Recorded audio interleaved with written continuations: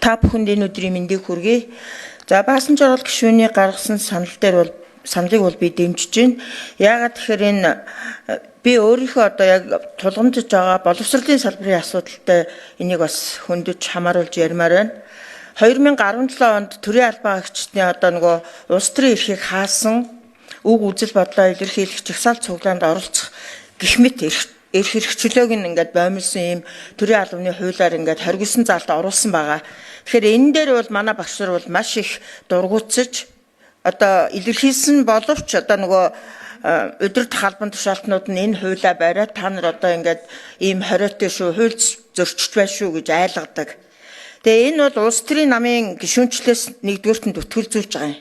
Одоо төрийн албан агчдыг тийм ээ. Хоёрдугаарт нь улс төрийн үйл ажиллагаанд оролцохыг хориглож гин гэдэг бол энэ бол арчилсан Монгол улсад байж болцсохгүй ийм хүний эрхийг боомлсон заалтаа гэж үзэж байгаа юм. Тэгээд сонгуул болохоор багш нар шиг хэрэгтэй хүмүүс байхгүй. Бүх одоо сонгуулийн үйл ажиллагаанд багш нарыг тэр чигээр нь хамааруулж татаа оролцуулдаг. Тийм учраас энэ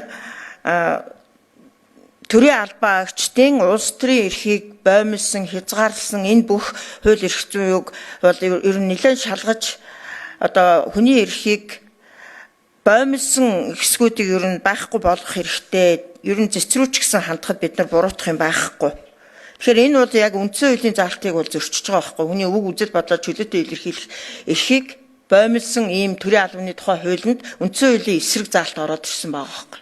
Тэгэхээр энэ дээр бол би баасан жургал гишүүний саналыг бол дэмжиж байгаа. За баярлалаа.